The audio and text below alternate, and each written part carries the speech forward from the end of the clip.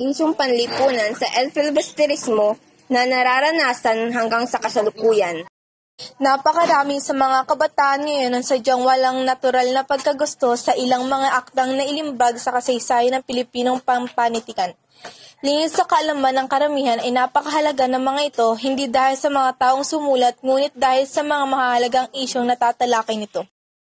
Isa sa napakaraming halimbawa ay ang El Filibusterismo ni Dr. Jose P. Rizal bilang sekwel ng akdang No Limitang Here. Mas mapangahas ang naging pagtatalakay nito sa iba't ibang isyong panlipunan na nagsimula pa noong unang panahon ng mga Espanyol na nagpapatuloy hanggang ngayon. Ang diskriminasyon ay ang anumang pag-uuri, exclusion o restriction batay sa katangian nito na nagiging sanhi ng hindi makatarong ang pagturing o pagkilala.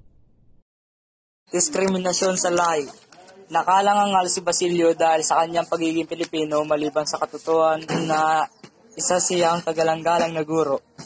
Ito ay walang ipinagkaiba sa kasalukuyang sitwasyon kung saan ang ibang lahi ay nagpapaboran kumpara sa Pilipino.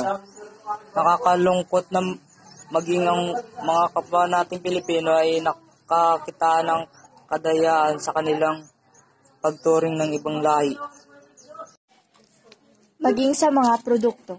Sa El Pili ay naipakitang mas maganda para sa lipunan ang mga produktong galing Espanya kaysa sa mga gawa ng Pilipino.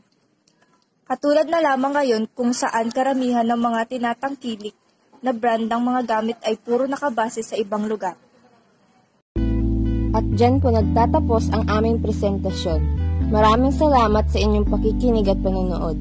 Naway naunawaan ninyo na ang bawat individual ay kinakailangan ng pantay-pantay na pagtingin anuman ang kanyang katayuan sa lipunan.